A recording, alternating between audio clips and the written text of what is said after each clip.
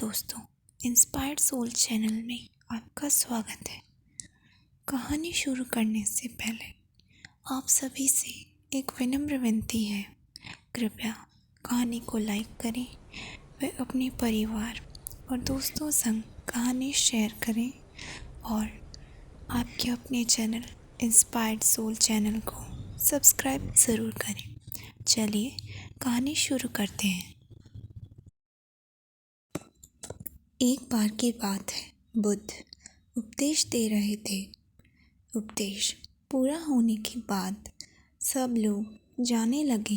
तभी बुद्ध ने देखा एक व्यक्ति कोने में बैठा हुआ है। बुद्ध उसके पास गए और कहा कि क्या हुआ, आप दुखी क्यों हो? व्यक्ति ने कहा, आप बहुत अच्छा उपदेश देते हो जिसे सुन लोगों का मन शांत हो जाता है, लेकिन मेरा मन अभी भी बेचैन है, शांत नहीं हुआ। बुद्ध मुस्कुराए और बोले, इस दुनिया में किसी के मन को शांति नहीं है। कुछ लोग सोचते हैं कि उन्हें शांति मिल गई है। वह भूल जाते हैं कि जो शांति आज उन्हें मिली है कल उनसे छीन ली जाएगी और फिर वो अशांत हो जाएंगे। और कुछ लोग जिनके पास शांति है वह आगे का सोच सोच कर अशांत हो जाते हैं कि यह शांति चली जाएगी। तुम किस बात से अशांत हो? व्यक्ति ने कहा, हे बुद्ध, मुझे एक गंभीर रोग है। वैद्य ने कहा है कि मेरे पास केवल 7 महीने हैं, जिसमें से 3 महीने ख़त्म हो चुके हैं। मेरे बाद मेरे माता पिता, बीवी बच्चों का क्या होगा? ये बात मुझे शांत नहीं रहने देती। बुद्ध ने कहा कि क्या तुम इसी बात से परेशान हो? व्यक्ति ने कहा, नहीं, सच तो ये है कि मैं अभी मरना नहीं चाहता। मेरे अंदर मौत का डर बैठ गया है। बुद्ध ने कहा, मरना तो एक न एक दिन सबको ही है, यह बात सब जानते हैं। मृत्यु को तो कोई नहीं चाहता। बहुतों को तो ये भी नहीं पता कि उनकी मृत्यु कब होगी।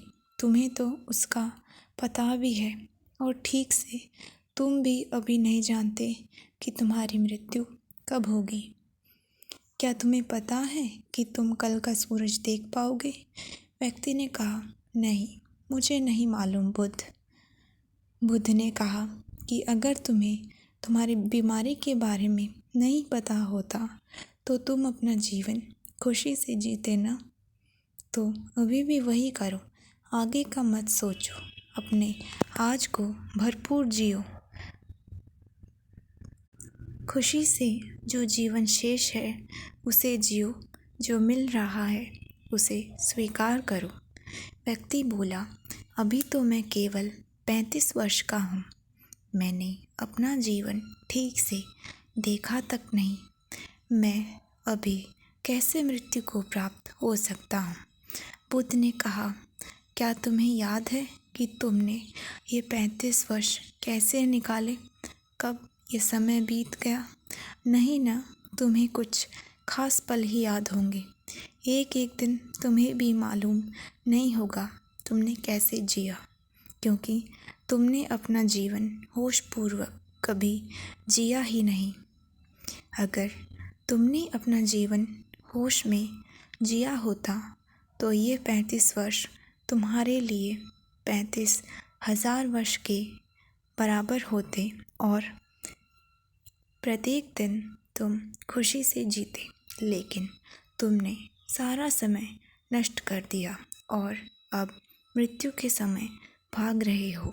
जीवन और मृत्यु दोनों ही उपहार हैं। व्यक्ति ने कहा, मैं आपकी बात नहीं समझ पा रहा। जीवन उपहार है, यह समझ में आता है, लेकिन मृत्यु भी उपहार है, यह कैसे संभव है? जब यह व्यक्ति और बुद्ध बात कर रहे थे तभी व्यक्ति के पिता वहाँ पहुँच गए और उनकी बातें सुनी। बुद्ध ने कहा, वास्तव में मृत्यु जागरण है। तुमने अपने जीवन के 35 साल जिए लेकिन कभी भी जीवन के बारे में विचार नहीं किया, लेकिन मृत्यु की आहट से तुम जीवन के बारे में विचार करने लगे। मृत्यु का यही काम है, यह जीवन को जागरण की तरफ ले जाती है।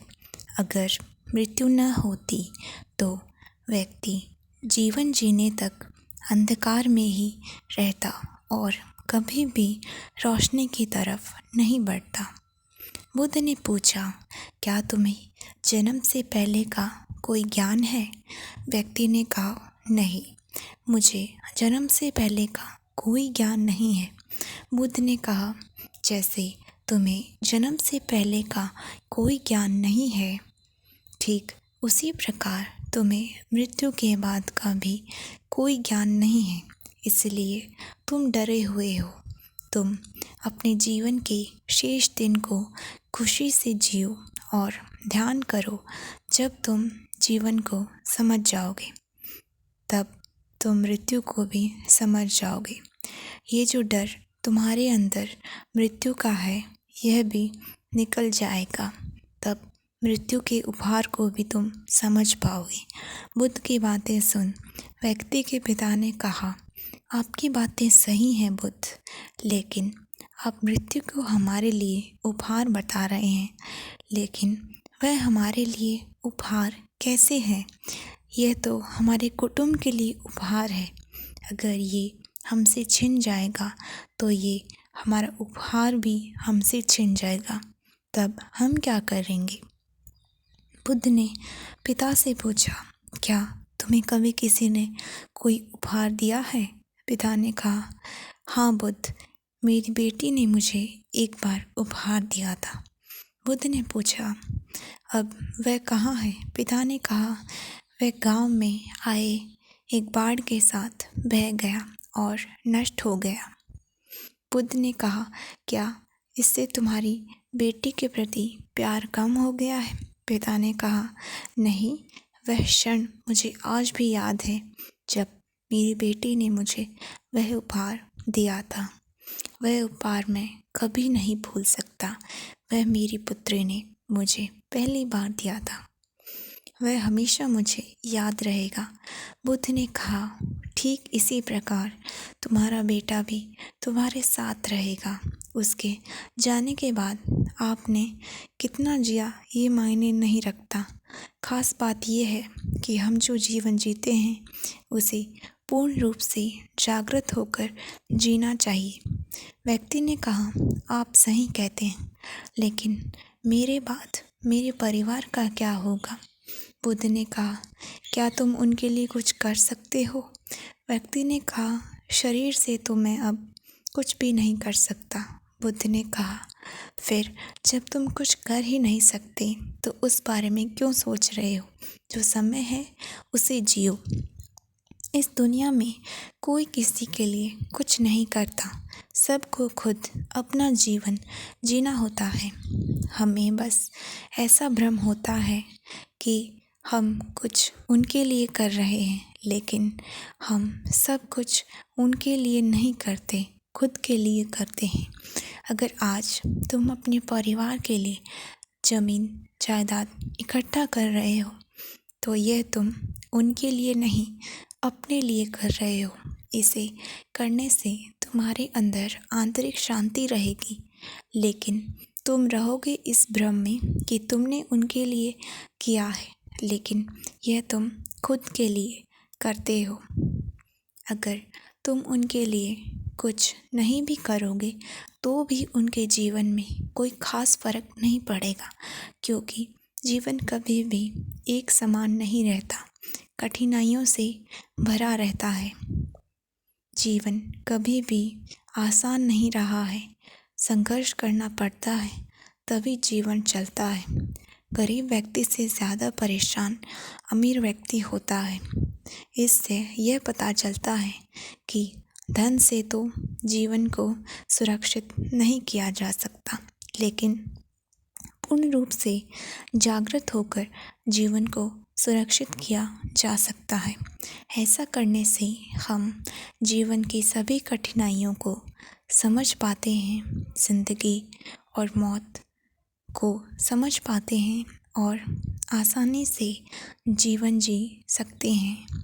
वह व्यक्ति बुद्ध की बातें सुन बोला, मैं आपकी बातें समझ गया हूँ और अब मुझ में से मृत्यु का भय भी ख़त्म हो गया है और अपना बचा हुआ जीवन खुशी से जीऊँगा। दोस्तों, कहानी कैसी लगी कमेंट करके ज़रूर बताइए और चैनल को भी सब्सक्राइब ज़रूर करें। धन्यवाद।